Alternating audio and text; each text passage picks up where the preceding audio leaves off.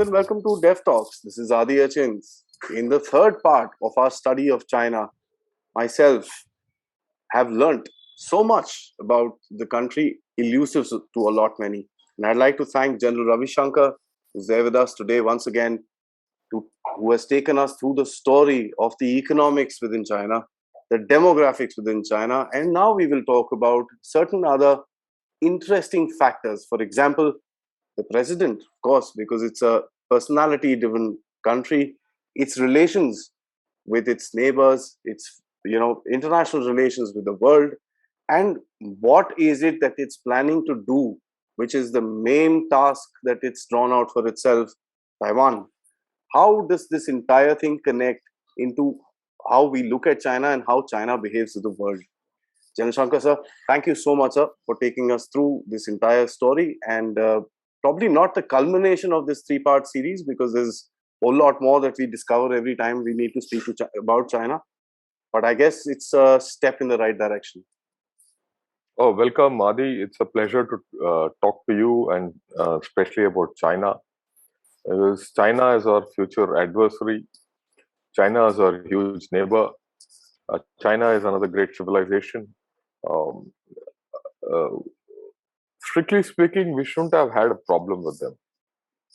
Historically and civilizationally, we've never had a connect with the Chinese civilization except to draw strength from each other. In my own view, the current phase is a departure from history. And I am very convinced that sooner or later this will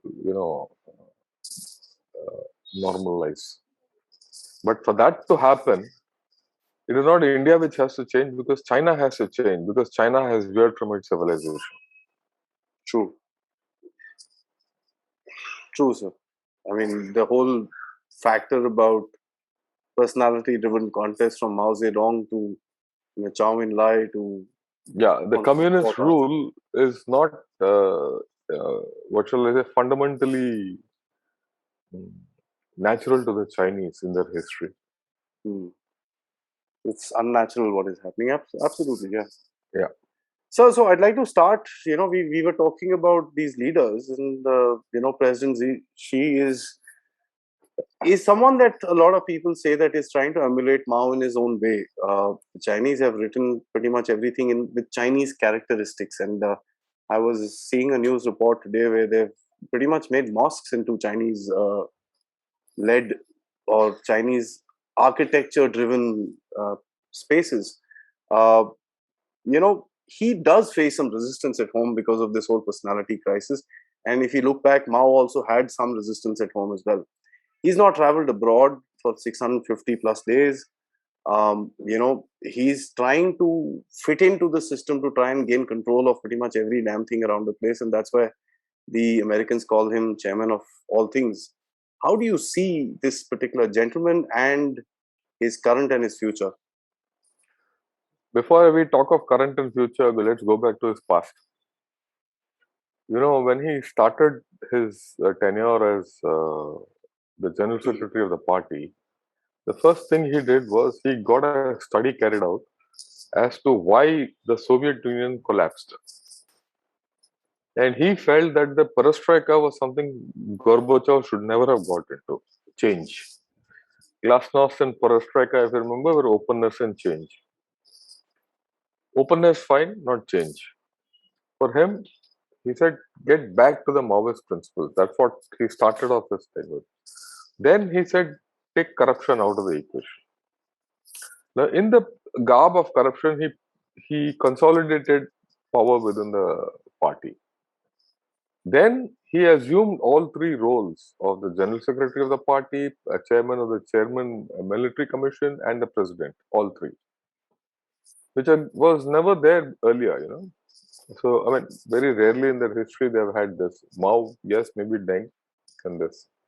So he got power, and you must remember, PLA is the second most powerful organ in the Communist Party or the Chinese hierarchy after the Politburo. He got hold of that completely. And then he saw that there's no room for capitalism with Chinese characteristics. He said, go back to Marxism and more. And he's been saying this. Hmm. And there was no way he would have allowed Jack Ma or Didi Chuxing or all these fellows to have data and control the data. It was only one man show. Then he had this fantastic idea of uh, being president for life. If you roll all this into one, you're looking at a different kind of a personality. He's a kind of a puritanical kind of a guy. Hmm. And right from beginning, he said, I would like history, rejuvenation of China and take it back to its history and all that. The Chinese dream. So he's been on that track. So and the fact that when you do all these changes, they are in many ways revolutionary in nature. Yeah. You don't destroy $2 trillion of wealth and say, I'm happy about it. You have to have a reason for doing that. Okay.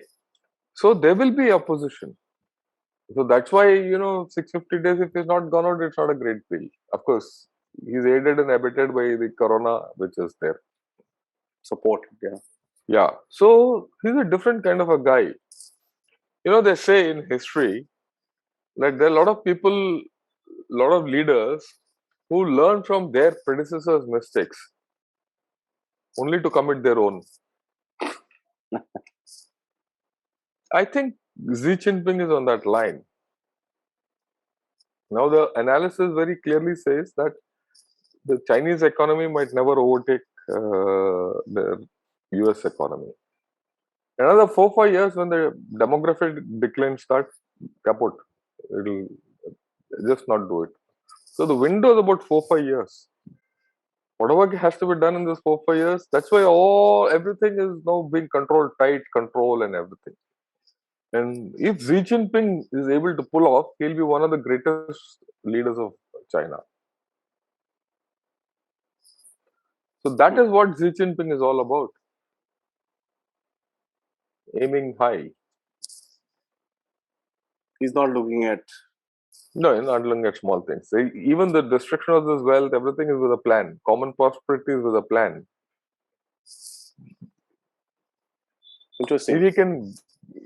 If he can kickstart the bottom of the economy, it'll automatically go up. That's his hope. And his hope is leverage technology XYZ to ensure that China becomes rich before it becomes old. That is, of course, I think his red line. He's right, and he wants to do it the communist way, the Marxist way, state-controlled way. Let's see.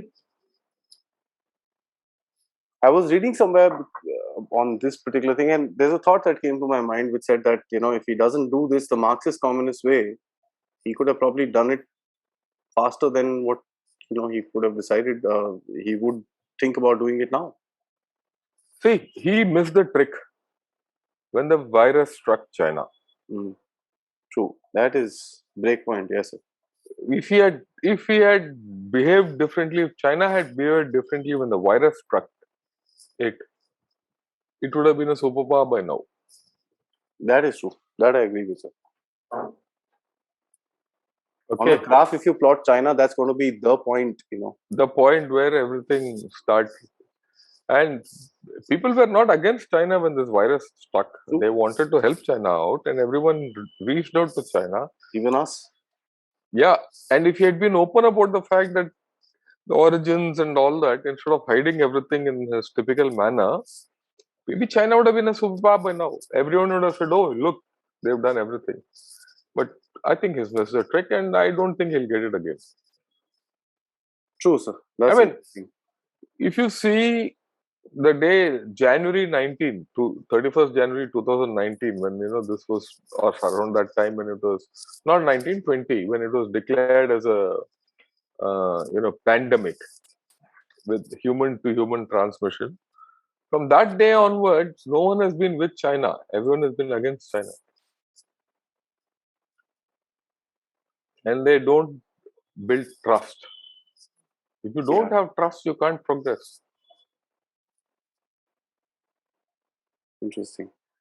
So, I actually, this is of course, Xi Jinping can be talked about for a whole hour without anything else. But I think we'll talk about his actions with Taiwan and its neighbors, because that's going to actually give us a more of a perception of his personality.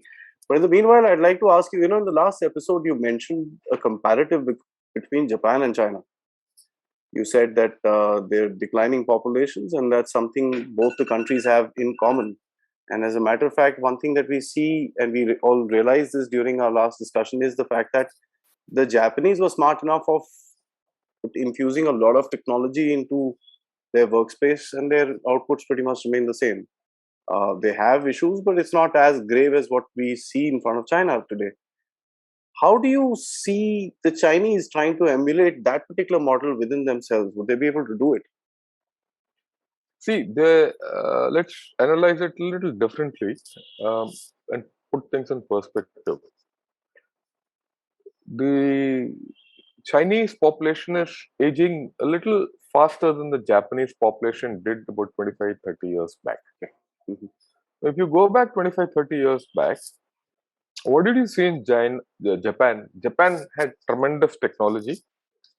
It was beating the Americans in technology. It was then predicted that the Japanese GDP will surpass that of USA. If you go back in that time. Next But economic superpower, yes. yeah, and at that time, Japan had gone pacifist by then.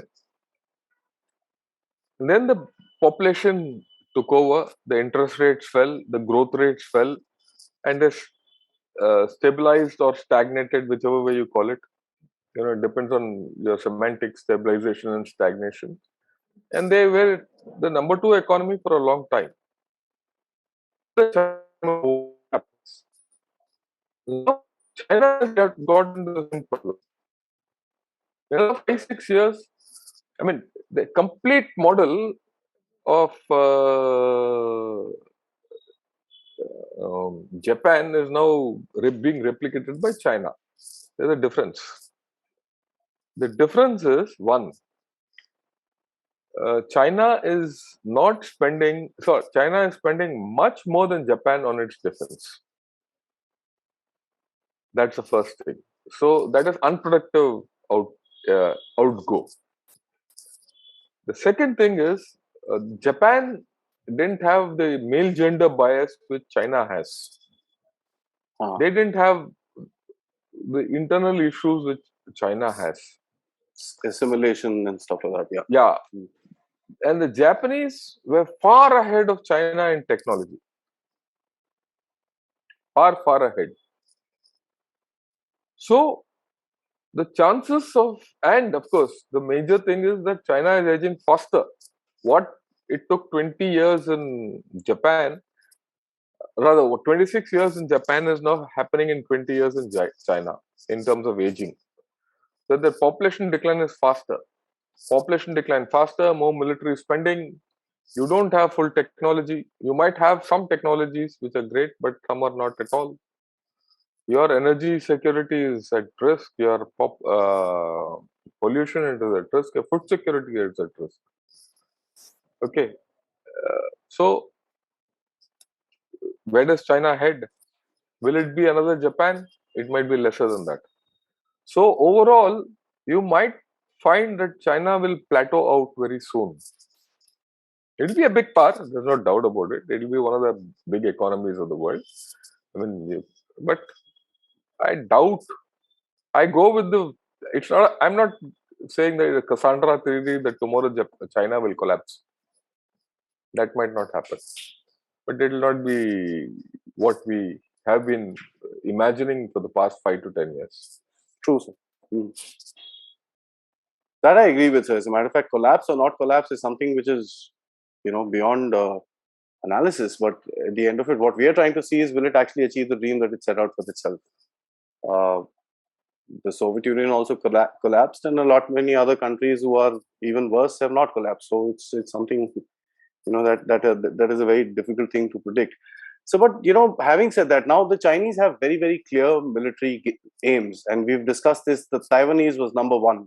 That's something that they would need to do to one, secure their their shoreline, and a whole lot else that can come out of the Taiwan invasion of China. Uh, their forte into the second island chain, break out into the Pacific, and so on and so forth. There are lots that we can talk about. But a lot many in India are quite detached with that entire theory. We are, although we won't want to fight the battle over there, but we must recognize the importance of that battle. Would you agree with being detached and not kind of, pushing it away, or how do you see this whole situation, and what is the effect on India?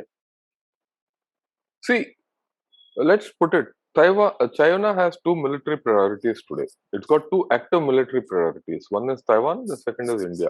The way the build-up is taking place and all. I think the issues which they put out in their white paper is a little out. Of course, they're building a navy to dominate oceans, but that is a secondary thing, right? Okay. If they can get hold of Taiwan and in the process push USA away, okay, they would have asserted their domination, or rather in the Pacific. And the moment that happens, the sea lanes open to them. Their control starts, their expansion starts. So Taiwan gives you that first advantage, that they push the frontiers to the Next level. second chain of islands. And then they would have, by then, they've already usurped Hong Kong, they've got islands in the Paracels, Spratlys in the top. And then they would have got Taiwan and all its associated islands. And if they can grab a little bit of Japanese territory in Senkakus or down south, then defensively China is untouchable, because they'll have a screen outside, and everyone has to first breach that screen. The first chain of islands becomes their screen, and then only the mainland is secure completely. Their rich east coast gets secure. So that is one thing about Taiwan. Second, if they can get hold of Taiwan, they get the semiconductor industry completely. Now, the moment they get the semiconductor industry, their dreams of artificial intelligence, space, everything multiplies. Falls into place. Okay, but it's easier said than done, because semiconductor industry, a lot of technology for Taiwanese semiconductor industry comes from US, including Intel, and not Intel is collapsed really. It comes from Apple and people like that, Nvidia, and other firms, right? So, but then they would have got an important hold on that. That gives them the technology edge, which means that if they can cash in on robotics, AI, space, etc., alternate energy, renewable energy, all that, then they can become the best economy. The moment they get Taiwan and the oceans open up and the naval power can be deployed outside this first island screen, then the BRI revives. Then the whole dynamics change. Okay. But as far as India is concerned, the point is, the moment Taiwan falls, they will start focusing on India. They have to, because this is the longest border, this is a civilization, which is the future power. By then, USA would have been sidelined to quite an extent. If for 5 years you let India without any problem, India itself has already become something different. That's their worry. So we have to be cognizant of the fact what we are in the Chinese calculus, despite what they say. They might not talk much about India, but they're worried. For them, China remains the first priority. But overall, it doesn't matter who. If they get an opportunity to sort out India, they'll do it before Taiwan. For Taiwan, they know that around, say, everyone says, even America says that they're building capabilities, China is building capabilities, that around 2025 or so, plus minus 1 or 2 years, not more than minus, say, 2025 to 2027, they're going to attempt uh, crossing in attempt a military takeover of Taiwan. Military, political military, we'll see how it happens. Hmm. Ours is flexible. If tomorrow you give them an opportunity and they come and sit in beyond Depsang, they will incrementally. For Taiwan, it has to be a big push. For India, it has to be incremental, Slicing. right? So that's how I visualize they're moving militarily, and unless they do this militarily, they cannot. Of course, they have a defensive flank open in Xinjiang. They have to safeguard Xinjiang. Which they're worried about right now. Yeah. Hmm. And it's also their compulsion to keep Russia on their right side. They cannot afford to antagonize Russia beyond a point. Because historically, China has been invaded by Russia from the Mongolias, inner and outer Mongolia, and that area. So Taiwan, as you mentioned, is a critical step point, and the interesting thing that which comes out is, one, it'll take over Taiwan's economy, which is not a small economy as per se. I mean, It's a huge economy. big one. It will dent up a whole lot of things on the side, of course, and the technology factor. A lot many would criticize this by saying that the cost to China would be also very high. Fair enough, but we are not talking about a military invasion as per se. It can be the Russian Crimea takeover as well, which was a very soft. Yeah. It could be a soft takeover. It could be a semi-hard takeover. Yes. So let's see how things happen. I mean, so but in that danger is there. Yeah. In that context, he gets Taiwan like a piece of cake in his hand if he takes it as a soft this thing. Of course, there will be protests and this and that and this and that. That's okay. He knows how to. That they've already rehearsed in Hong Kong. Hong Kong. I was just about to say the Hong Kong, Macau is pretty much done with. Yeah. How do you see the boost in technology? And that's something that he requires to offset his demography. So that's something we analyze, that it's going to become even more of an important point to take Taiwan so that he can offset his home problems. Would you agree with that, sir? Yes. You see, the moment he gets hold of the semiconductor industry and the Taiwanese economy, he gets technology. That technology will power all his homegrown technology, which he is now suffering because he doesn't have the semiconductors. Right? That technology he doesn't have. Then he starts looking at quantum computing, AI, space, all these things, which is today exploring in a big way. Then he start looking at the moment he starts looking at renewable energy, his pollution issues goes off, and then the economy takes a turn, and then that generates jobs. Right, and then even at that point of time, if that can happen, even a declining population will be good, because ultimately a declining population will be less pressure on the land. That's true. Right, so that is something which one has to realize. Today it might not be, but by technology, then a declining population is okay. You still build up your power. You're offsetting things. That's interesting. So, I'm going to take the technology factor a little forward. They have certain advantages in technology, and let's face that their space technology is good. They've gone to, the solar. They've visited Mars. They've gone to Mars. Yeah, they've done stuff. It's not something that we can rubbish. I mean, they're one of the 5 countries in the world that have satellite shooting down capabilities. If we are proud about that in India, well, they've also got it. So they have very good capabilities in space. Apart from that, certain areas of technology, for example, in manufacturing, which is probably not all human intensive, they are pretty good. There is no question about it. Being the production powerhouse of the world, how do you see them evolving within themselves to counter the challenges of the future. Why I say this is because we see a lot of news from the Chinese talking about self-reliance in terms of computer chips, and that's something which is their number one priority today. So it's a series of a discussion, pretty much the same answer, but it's a different way of looking at this entire story. How do you see them themselves kind of developing the capability? See, China is betting on a digital revolution and going the digital way.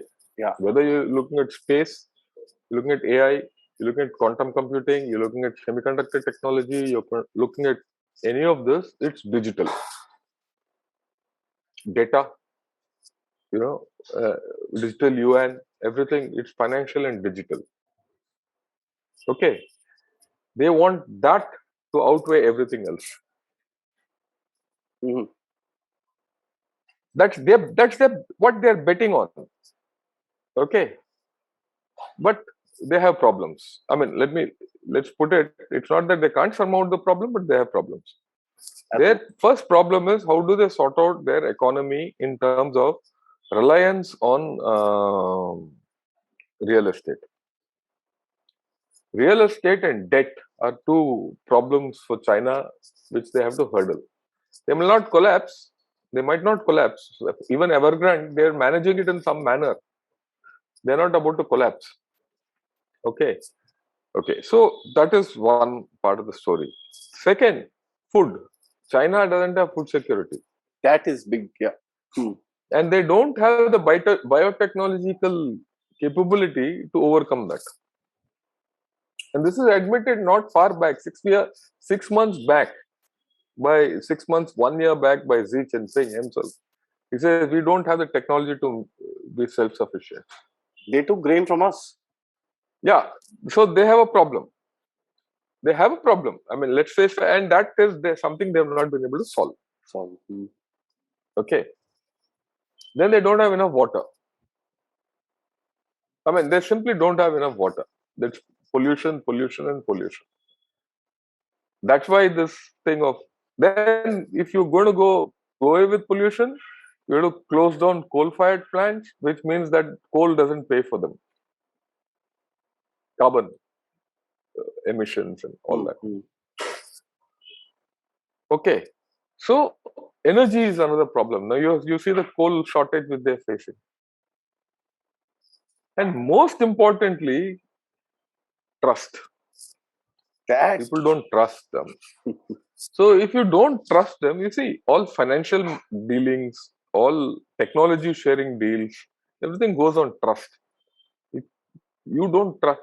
Look at the Western coalitions. You look at USA, you look at Australia, and you look at UK. How fast did they put up this AUKUS?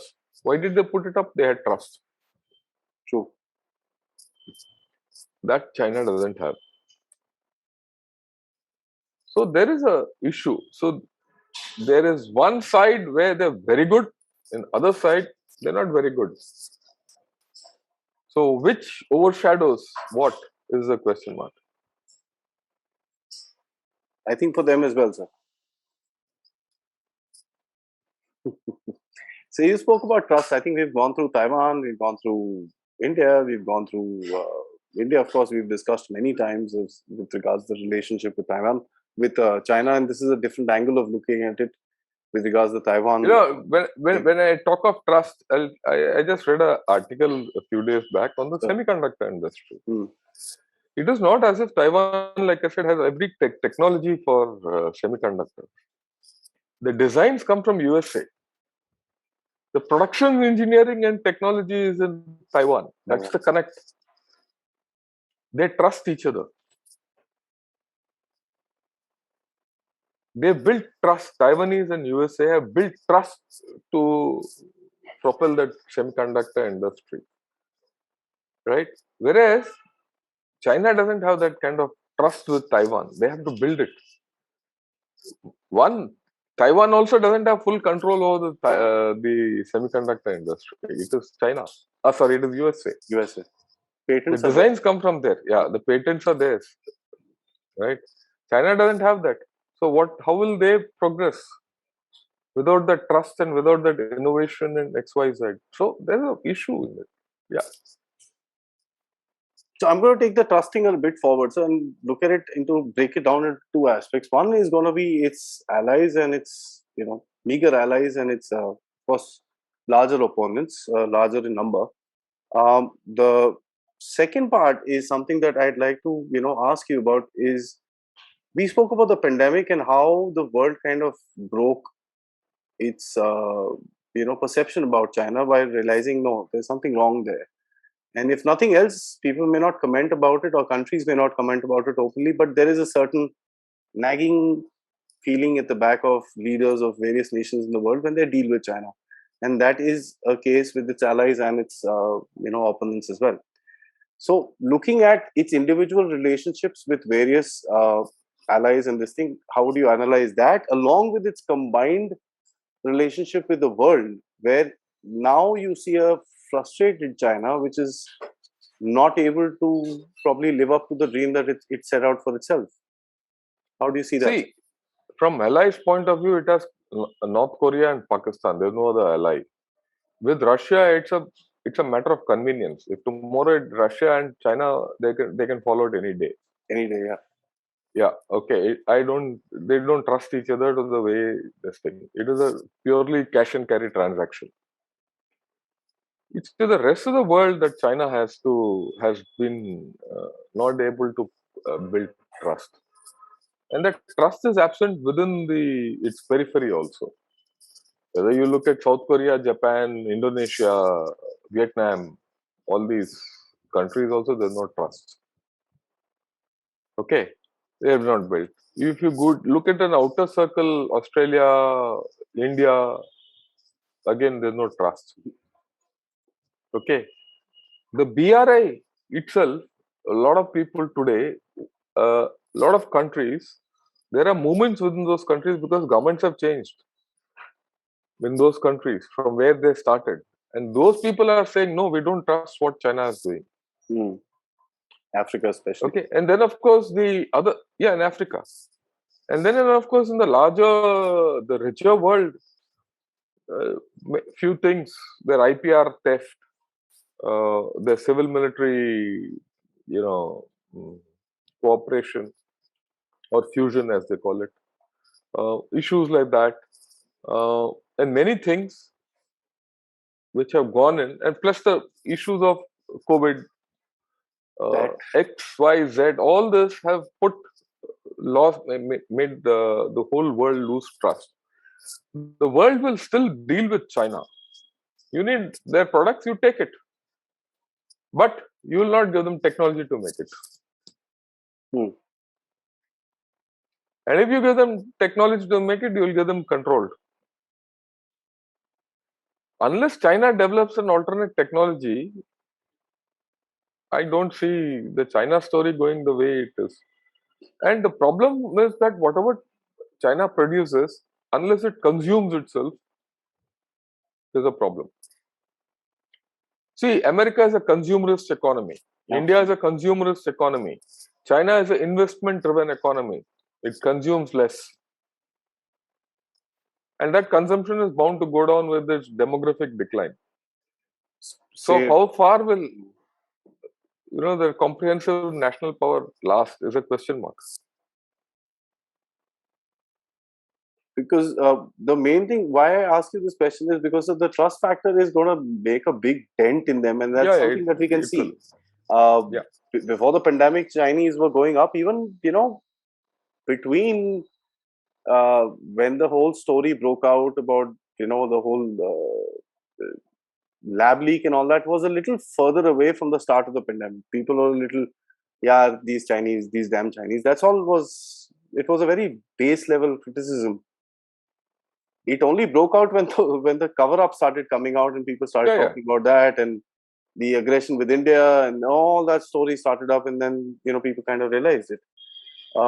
Having said that, if that wouldn't have happened and they would have kind of whittled their way out the same way they did with the SARS, I don't think they would have been in this position today. Yeah, I agree with you completely. So Now, sir, of course, no discussion can be over without bringing our own country into the play. What do we do? We are in a precarious position today. I mean, of course, we just recovered out of a horrible second wave. Economy is touchwood going up.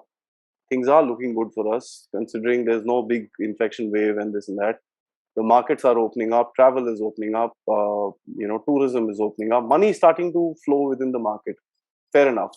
How do we deal with this dragon who's now breathing fire because of, again, as I said, a lot of frustration within itself? Okay, that's a fair question. I think we need to, now having discussed all this with China, what do we do next? That's a fundamental question. Yes. I think the first thing is we should concentrate on our development, all-round development. Fine. When that goes without saying. Okay, and when we do that all-round development, we need to look at what our Prime Minister rightly said: Atmanirbhar. Self-sufficiency should be our mantra. I mean, there's no choice other than that, because that's the only route towards strategic autonomy or strategic independence. Okay. Now, militarily, we should be very clear that given an opportunity, China will make use of it. And they'll make you look like an idiot and weak. And they'll use Pakistan for it. They'll use even Taliban for it, there's no doubt. What's happening in Kashmir could well have a Chinese hand, even now. So we should be very careful. We don't have to go match them head to head and toe to toe, but we should hold our own. We should build capabilities the way we are doing, and probably better, so that we pose some kind of a threat to China. That threat should be good enough to make them understand, or make them deter from any misadventure. Okay, we need to have the deterrence capability militarily.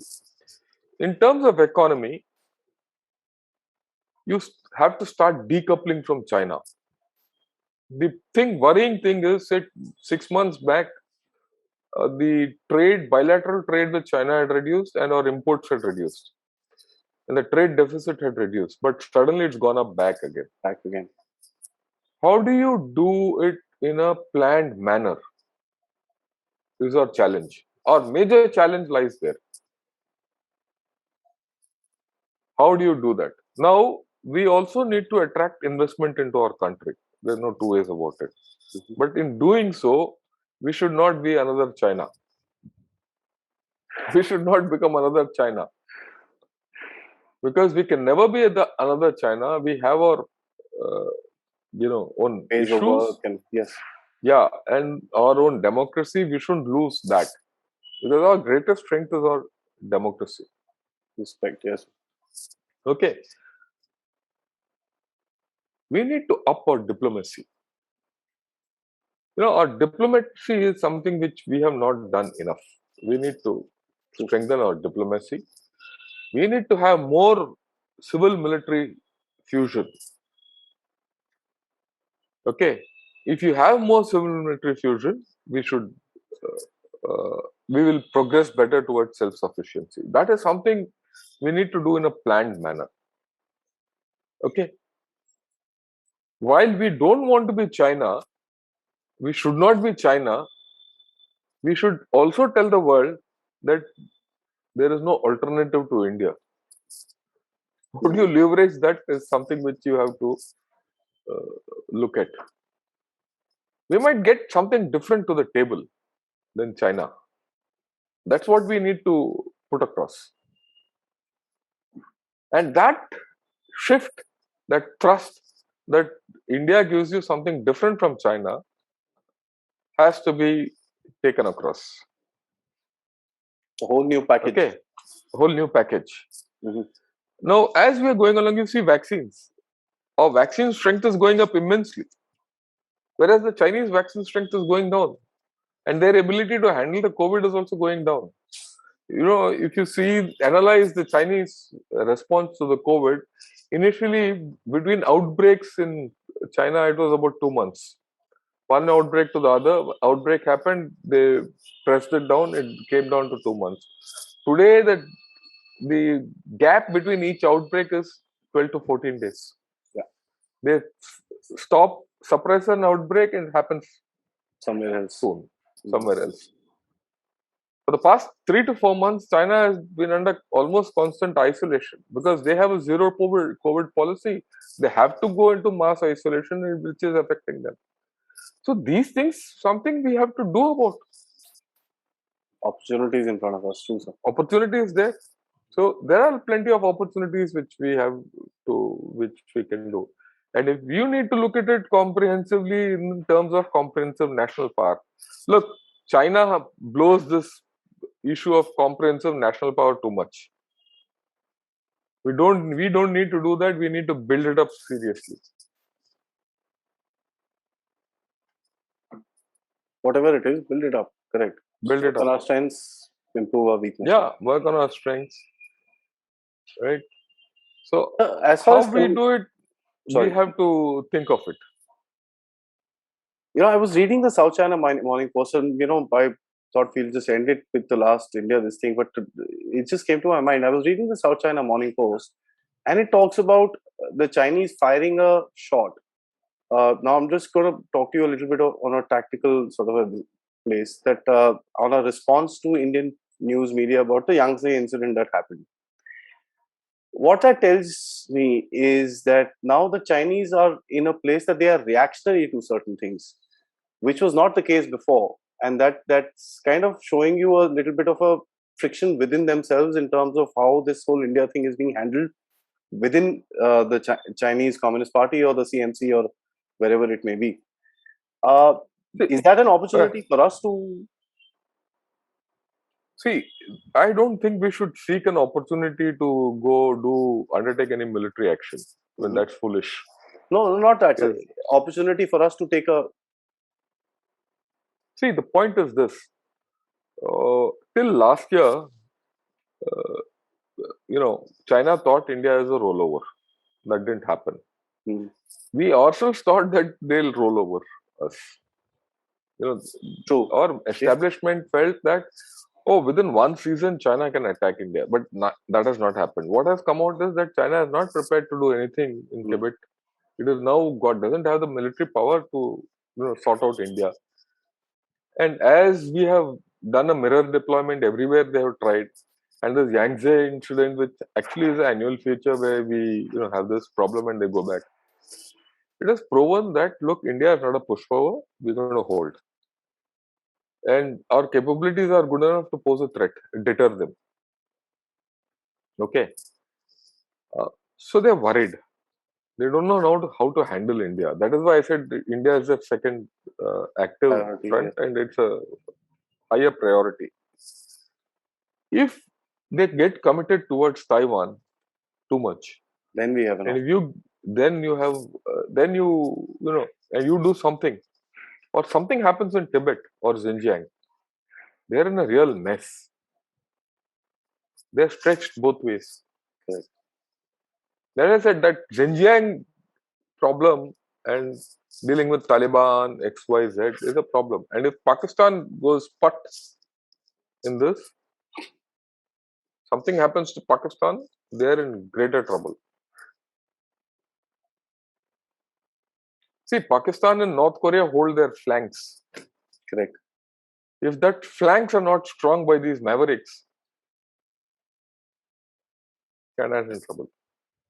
They like the good old movies, say shotgun, Morgan, sort of thing. और कुछ नहीं है, just एक shot मार तू एक shot मार, थोड़ा सा attention diversion.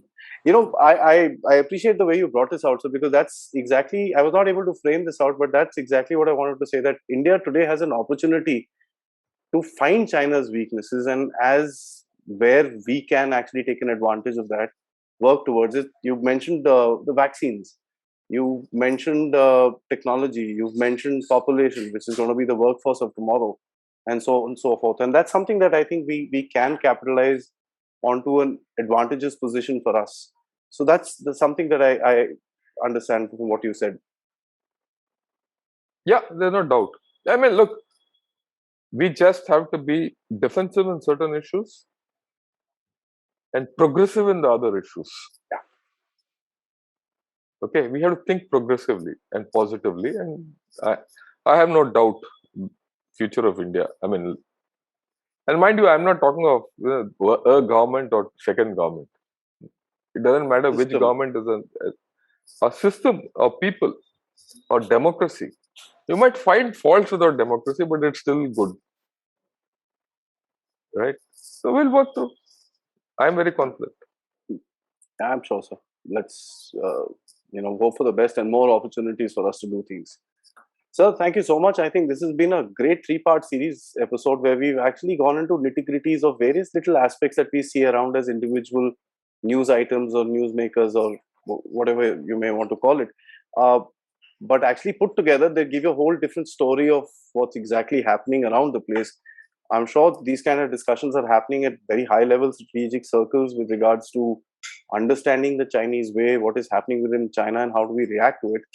But it's also nice for us to actually talk about it at our level, where we are trying to push it out to a certain number of people, uh, to put out a certain narrative and to put out seeds for a thought. As you mentioned last time, that's what we are here to do. And I hope with this three-part series episode, and of course a lot many more that we will work on in the future, we are able to bring about that particular strategic thought within our country, which develops into something larger by the day.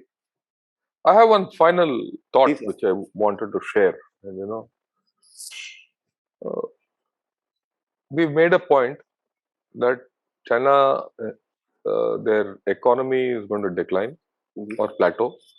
Their population is definitely going to decline. Their comprehensive national power is going to decline. They have gone into a common prosperity XYZ. At the same time, they're got into some kind of a thing where they feel they have a way to still become number one the way they're going. The cross section of their way and their decline is at some point of time going to be militaristic in nature. So and this time frame, this is the decade of uncertainty. We have entered the decade of uncertainty as far as China is concerned. For us, being the second priority, we should be on our guard that the next 5 to 6 years we will see issues. How to handle those issues are the issues. I'm not saying military aggression, I'm not saying war, I'm not saying issues. yeah, Whatever. How we handle these issues, geostrategic issues or geopolitical issues, we'll see where we are going. And where we go, if we go the right direction, China will go in the wrong direction. As far as we are concerned. We have an opportunity in this period of uncertainty. Right? So we need to make the best of it. Best of it, absolutely. I think that is a great closing note, sir. I'm not going to say anything else because that's the bottom line. India needs to kind of figure its own way out. Thank you so much, sir. Till next time for another subject, another day. Jai Hind. Jai Hind. Thank you.